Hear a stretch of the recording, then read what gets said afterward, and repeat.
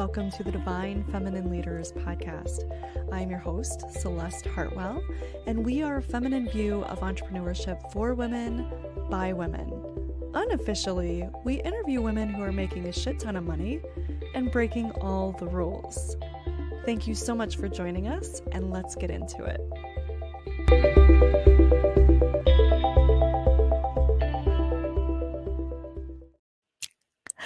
Hello. My name is Celeste Hartwell, and I am the host of Divine Feminine Leaders podcast, and I'm celebrating that we are recording again.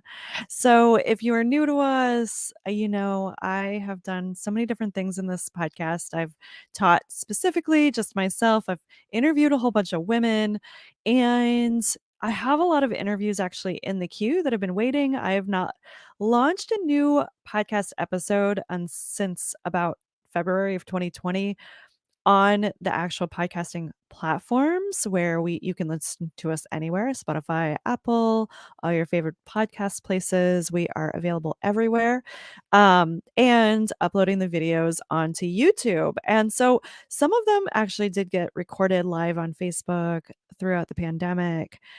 But I just have been having a real interesting relationship with the podcast and making it harder than it needed to be. So, this is my coming out that I am a recovering perfectionist. I, Celeste Hartwell, am a recovering perfectionist. And I'm going to just share what I feel called to share from now on. Sometimes that will be interviews with amazing women that I feel like you should know, and sometimes it's just going to be me. So today I really wanted, so all that being said, a little bit of context, a little bit of backstory for the people who maybe listened before and were, what the hell happened, Celeste? Like, girl, I got into some fear, and we all do. It happens. And I'm so grateful that I've moved out of that place now. And some days it's a struggle. So we'll just see what happens. I'm not putting any pressure on myself any longer. I'm kind of over it. And I'm doing what I feel led to do. And if it feels great, I'm doing it. And if it doesn't, I'm not. That's kind of what I've learned works best in my body. Pressure does not motivate me at all. It makes me say fuck everybody. So anyway, that being said, I do want to give value. That is something that really feels good to me, and sharing my wisdom, holding space for people is one of the ways that I'm able to do that. So, one way that I had desired to start this podcast in the past and always was a little bit afraid of doing it, never really did, was sharing an oracle card. This is how I start client sessions, or sometimes I pull cards in client sessions. I do it in group programs that I run. And I just bought this new deck by Colette Baron Reid. It's called um, the Oracle of the Seven Energies by Colette Baron Reid. And it is really, really beautiful. And here is the card that came up today. So if you're watching on YouTube, you can see the beautiful photo. And this one is number 3. It is Time Machine. So it talks about key concepts, inherited patterns, conditioning, lessons already learned, cellular memory, honoring the past without being trapped there. And the guidance in this says we rely on stories we inherit from our ancestors, our families, our culture, and the world around us to construct a map of our reality. As we develop new stories in life, we build on those old foundations, repair them when we can, and tear them down to begin again. The best and most powerful traits and experiences of your ancestors are yours to integrate into your life so you don't have to revisit their hardships or rectify their mistakes. You have a magical map with which to navigate your current circumstances. Look to the past for answers now. Ask yourself, in this situation, what can I learn from those who came before me? What traits can I emulate in order to move through this challenge with wisdom? How can I build on what I already know and integrate this understanding? What might I do differently? Sometimes you walk blindly into traps set in the past. Perhaps you couldn't see that you were repeating a pattern until you were well in it. The best course of action here is to rest, Practice self compassion and make a conscious choice to do something differently next time.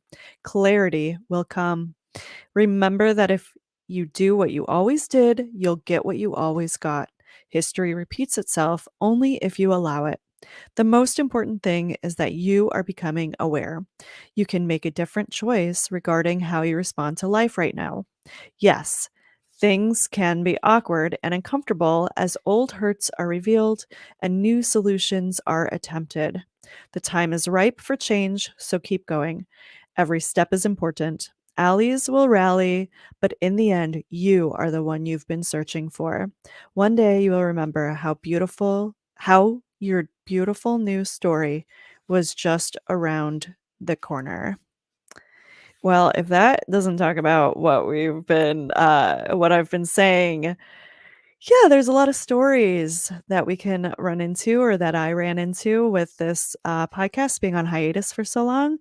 Uh, um, a lot of visibility scared, being afraid of visibility, not trusting myself in order to um, be able to show up in the way that I desire to show up.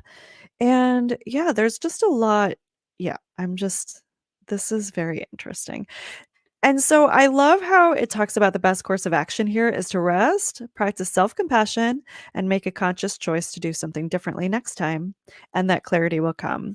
I really believe that. That is, I think, partially why I paused here for a moment on this project, because I just knew that something felt off for me. And it felt like I was like doing it because I needed to do it instead of doing it because I wanted to do it or doing it out of a place of desire. And I don't work well from a place of you need to do this thing. That's just not true for me. So I'm grateful that I did take the rest. I'm grateful that I did find self compassion, a lot of self forgiveness work around this particular podcast. Knowing that some people love it and we're like listening and we're telling people about it. And I allowed myself to start feeling some pressure instead of just really focusing on like, what do I love? I love to share wisdom. I love to interview inspiring women. I love to show up in this way. So, thank you for your forgiveness for me. And let's dive into the topic. So, what I really felt called to kind of riff on today was healing my relationship with sales. So let me be completely transparent. I worked in corporate for 18 years. I was an analyst for a lot of that time. I also worked in contract management. I got an accounting degree. I ended up getting an associate's in accounting and then getting a bachelor degree in contract management because I had worked in contracts for so long that I thought, well, fuck, I'll just get like, the degree that is like most cohesive with what my work experience is, and it quote unquote made a lot of sense, right? Like it was very logical, and I don't regret that decision on any level. It was brutal, it was hard, it was not something that lit me up inside, so it was kind of like pulling teeth every time I was studying or doing a paper or whatever. But anyway, all that background to say that when I got into business for myself 7 years ago, um there's another piece of that. I had worked as an admin assistant for a sales department early in my career, early in my 18-year career, probably around year 2 or 3 is when I started being the admin assistant for a sales department. And they wanted me to be a salesperson. They were like, "Oh, you could do this." Like, and I was always clear, like, no, I don't want to do that. I don't know the product well enough. If I were to sell, I would need to really, really be confident in the product. And I don't know that I verbalized it in that way, but I did verbalize that I needed to know the product. I didn't know what I was selling. I wasn't comfortable in that moment in my early 20s to be doing that. So I didn't. I refused that. I did a lot of back office work. Again, moved my way up, contract administration, became an analyst. As an analyst, you're with data, like spreadsheets, I can build them, access databases. I've figured it out thanks to Google. And was very comfortable in those positions. Yes, I had great relationships with people in the office, great relationships with sales teams, great relationships with everybody, but was not comfortable with the sales because in my mind, now we're going to get into the relationship part of it. In my mind, sales was skeezy. I had always felt like I was being taken advantage of as a woman. I'd had some different experiences with auto mechanics, like giving me a different price if I called and didn't ask any questions. And then if my husband at the time called, they'd give him a lower price. And then I would call again and ask more questions, and they would give me yet a lower price. It was like, I just did not trust sales. Like, sales clearly was some skeezy dude on the corner trying to like bull one over on me, right? Like trying to take advantage of me. And that's how it was in my experience and in my body. So then I go into entrepreneurship 7 years ago. And when you are deciding to work for yourself, you are also the sales team. And so I hired a business coach, a few business coaches over the years, and took a couple sales trainings. And the way that I was taught to sell was through some emotional manipulation. And it was, I think, well intended, but it was really about like trying to get somebody to be very present with their pain and to help them like make a decision from the pain in the way of hope.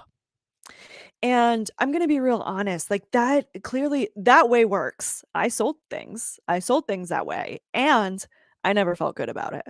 So, I also learned that when I sold that way, I didn't feel good about what I was offering to the client. Like, it made me feel, this is super transparent, like, super raw. Like, I've never shared this publicly. So, I'm just laying that out here right now. Like, I'm feeling a little bit open in this moment.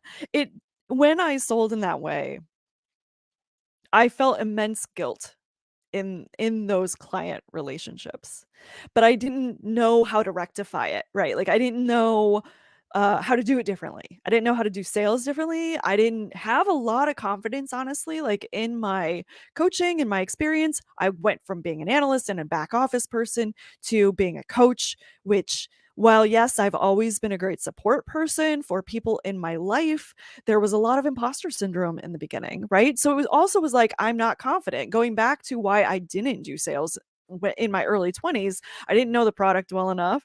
I didn't know myself well enough in the process. That was the product. And I wasn't confident in my ability. I wasn't confident in my ability. And so that really held me back in sales for a long time. And because I didn't have a sales process that felt incredible to me, I resisted sales a lot. I resisted having conversations and inviting people in to work with me, because it just didn't feel good. It just did not feel good. It felt slimy, it felt sleazy, it felt everything. And so one of the questions that I always ask people, I do a lot of mindset coaching. I coach women to make a shit ton of money while breaking all the rules. That's my fun tagline.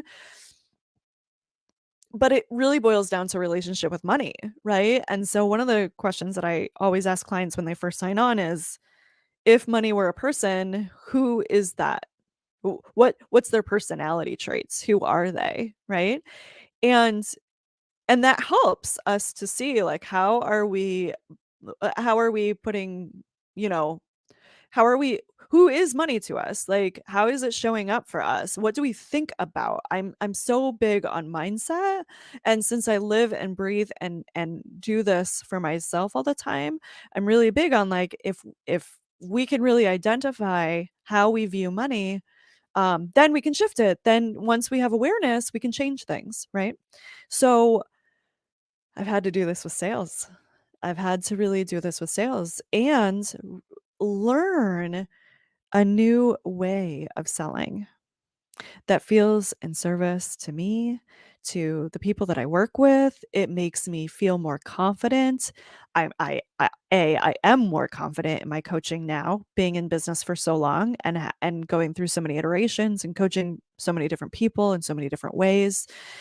But also, when I trust that the person in front of me is not an idiot, they're super fucking intelligent in their own God-given way, that they know what they want, they know what they need, and that I have an amazing product, I have an amazing service that I share with people, and I value the relationship with that person more than getting the sale.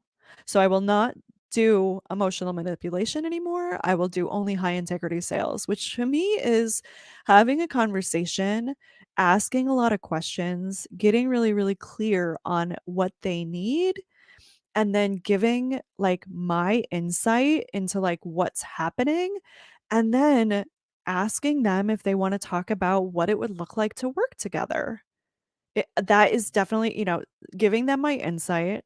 I know that I'm able to help you with this. And then asking them if they want to work together, if they want to know more about what that would look like.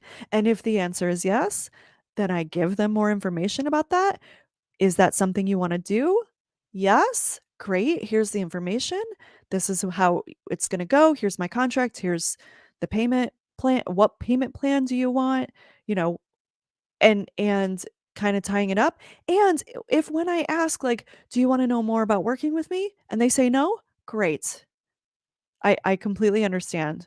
And if they say, "I want to know more about working with you," and then at the end they're like, "Oh, well, I can't do it right now, but I want to do it in the future." Being like, "Great. I completely understand. I trust you. I'm excited when the time is right. I release." There's like I hope that you're feeling how I feel when I have these conversations now, which is there's a level of detachment, right? A level of trust, a level of knowing that I'm going to be provided for, trusting the universe, knowing that my skills are valuable, knowing that I'm able to really help people in a profound way and give them immense value and clarity and support in whatever way they're looking for. And it's really, really beautiful. So that feels like exactly what I wanted to share on this particular episode. I would love to hear your ideas, relationships with sales, your content around that, maybe what's triggered you in the past. I think that's all valuable information to help us learn how we want to move differently in the world. Now that like I love this sales process, it's really, really easy for me. I've signed more clients this year than I ever have before. And it's because of this relationship with sales that I was able to like really navigate and work through. And so I find that relationship with everything, I find we have relationships with everything in life, whether it's our business, it has its own energy, it has its own life force. I've talked about that on this show, our projects, our ideas, and respecting the energy of everything. And when we really can respect the energy of money, respect the energy of sales, and do these things in a way that feels best to us, it's business changing, it's life changing. It will completely blow your minds, and it feels so fucking good. It feels so good. And it feels so good to know that you are valued by those people, that you know your worth, that you are getting paid a wage that feels good to you, that feels like supportive, that you can really, take care of yourself. And there's work that goes into that. So this is part of what I am helping people with right now. It feels like business is always uh following life in a way. Like as I go into these things and I master these skills, like these are absolutely things that I'm teaching to my clients and really helping them move through. So if you feel like you hear this and you're interested in having a conversation, I would love to invite you into that. It's actually super easy to get on my calendar. You can just go to divinefeminineleaders.com/conversation. And so again, that's divine, Divine, feminine, Feminine, leaders.com. And I would love to have a conversation with you, see what is coming up for you. And honestly, like if I feel like I can't help you, I'm going to look for somebody who can help you. That's just super high integrity. It's like one of my number one values in my business. And so just trust, Universe has got your back. You are always in the right place at the right time. And people want to purchase from you. They're looking for your services. If you are feeling called to do something in the world, it is because the universe wants you to have it. That thought didn't come from you, it came from the divine. So it is yours by divine right. So I love you so much. I'm so grateful for your time, for your energy, for your love, for listening to this. And I will see you on the next episode, whenever the hell that comes out. And I look forward to sharing more with you in the coming weeks, months, years. This has been the Divine Feminine Leaders Podcast with Celeste Hartwell. Thank you so much for joining us today. There are hundreds of thousands of podcasts out there, and you have chosen to spend your time with us. That is not lost on us, and we are deeply appreciative. If you want to find us online, find all the links and the free giveaways that were mentioned in the show, please join us at CelesteHartwell.com. That is CelesteHartwell. And you can link to this episode as well as any other episode there. If you enjoyed this episode and the content that we shared, I invite you to subscribe so that you get notifications every time a new episode is released. Or share it with a friend. If you know another female entrepreneur who could benefit from this information, we would love for you to share the love. Thank you so much for listening, and we will see you on the next episode.